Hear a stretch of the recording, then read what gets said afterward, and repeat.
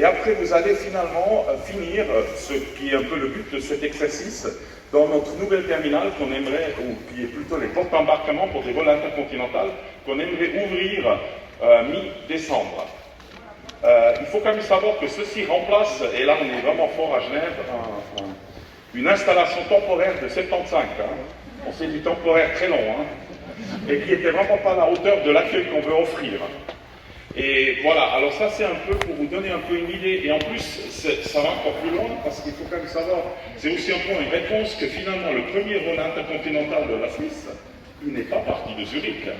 Grand étonnement, il est parti de Genève en 1947, avec une DC-4, et avec le commandant Borner à bord, quand même une figure importante de l'aviation, et d'ailleurs qui était avant de devenir commandant de bord de Swissair, il était vice-directeur de l'aéroport de Genève. Alors voilà, autre chose que... Alors, avec ces remerciements, j'aimerais aussi vous dire que vous avez l'opportunité de gagner une place pour l'inauguration officielle qui sera le 14 le matin. La procédure, et maintenant je dois prendre la fiche parce que même moi, de temps en temps, c'est trop compliqué. Alors, qu'est-ce qu'il faut faire? Alors, il suffit de faire une photo devant les photos corners. Alors, si vous ne savez pas où c'est, demandez à mes collègues. Alors, ils sont tous dans ces vestes là jaunes, vous voyez. Ils vous expliqueront où c'est. Et après, et vous nous les envoyez par email ou sur les réseaux sociaux. Et on dira, parce que comme on ne peut pas malheureusement vous inviter tous, on est vraiment désolé, on aurait bien voulu, on va tirer au sort quelques-uns de vous qui pourront participer. Ce sera un moment aussi assez spécial parce que, comme vous pouvez vous imaginer, avec la pandémie, les vols pour des destinations intercontinentales étaient devenus relativement rares. Et le même jour de l'inauguration de l'aile Est, nous allons avoir le redémarrage du vol suisse pour New York, qui est quand même un peu l'héritage de ce premier vol du commandant Borner en 1947. Vous allez aussi découvrir dans ce processus ce nouveau salle d'embarquement LS. C'est un bâtiment assez emblématique. Il a plus que 500 mètres de longueur. Il n'est que 20 mètres de profond, et il est, ou 26 mètres de profond, et il a 20 mètres d'auteur. Il est finalement sur 2 étages. C'est l'étage départ, et plus haut, c'est l'étage arrivée. Comme ça, on ne mélange pas les flux. Raison pourquoi il est aussi serré, c'est que, comme vous le savez tous, Genève Aéroport a été fondé en 1920, ou plutôt 1919 si on prend la décision du Grand Conseil, à l'époque.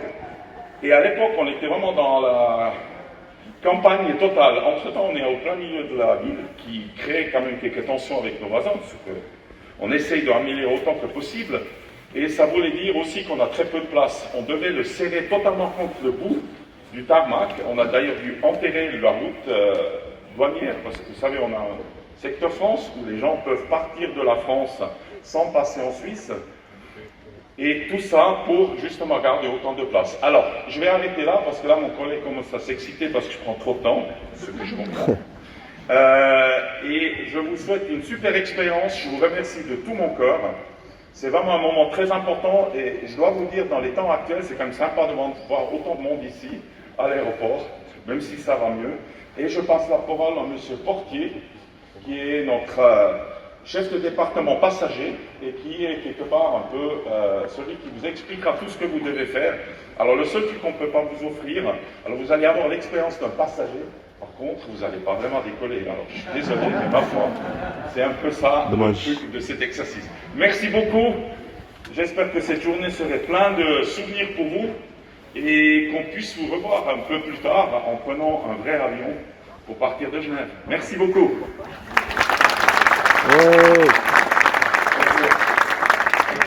L'avantage de parler après le directeur général, c'est qu'il a tout dit.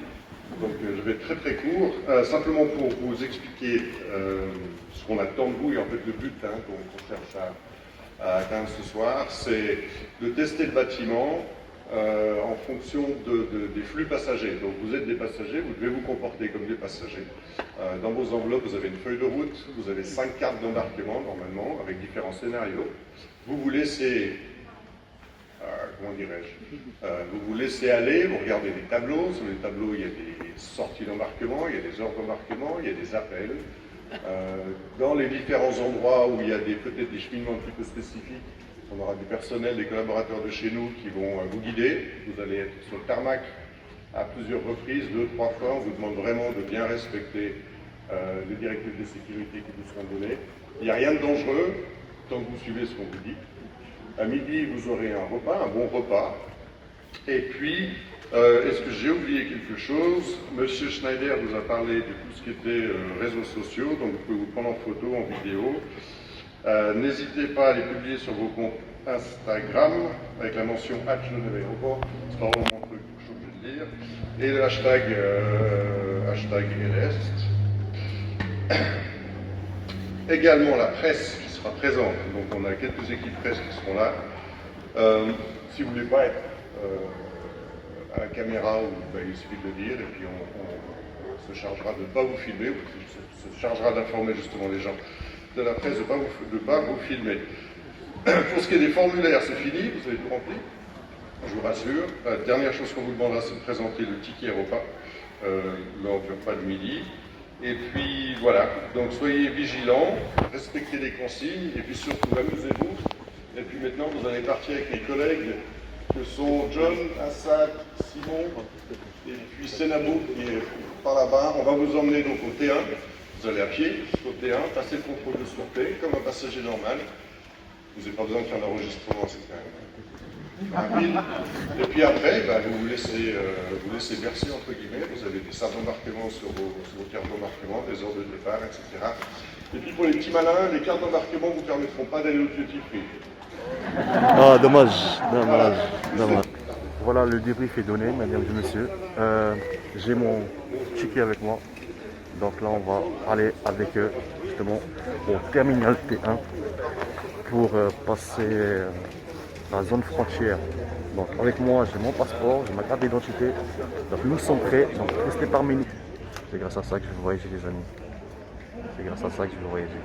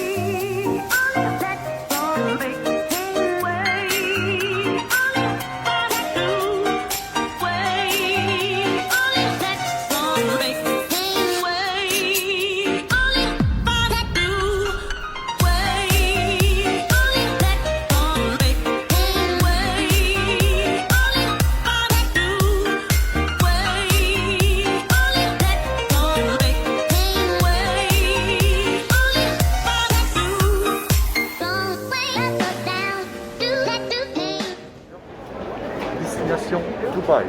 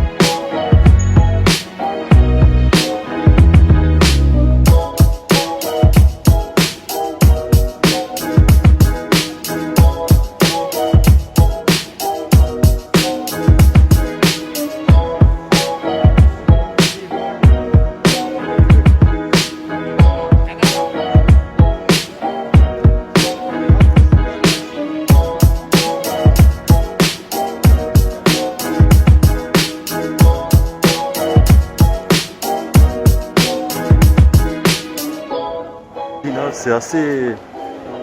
Franchement, c'est bien fait, je trouve. Là, vraiment, tu vois, là, tu te sens vraiment que ça change concernant l'ancien aéroport. Air Canada, donc le départ il est à 11h40, direction Toronto. Nous avons devant nous des personnes juste adorables, des personnels juste à votre disposition, à votre service.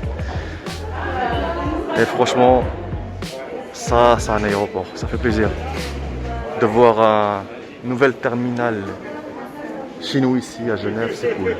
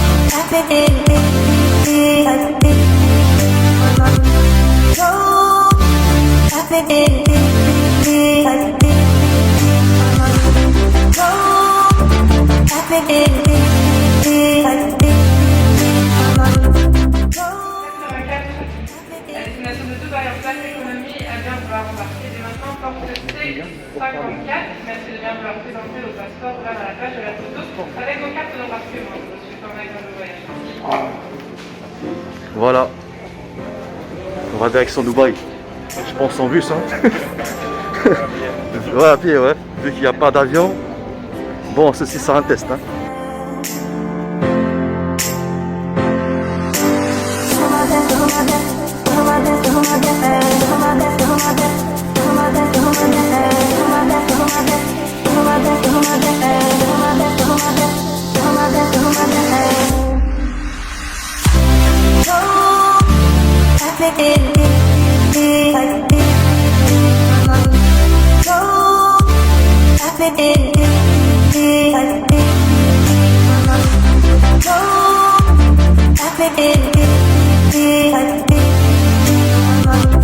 Go,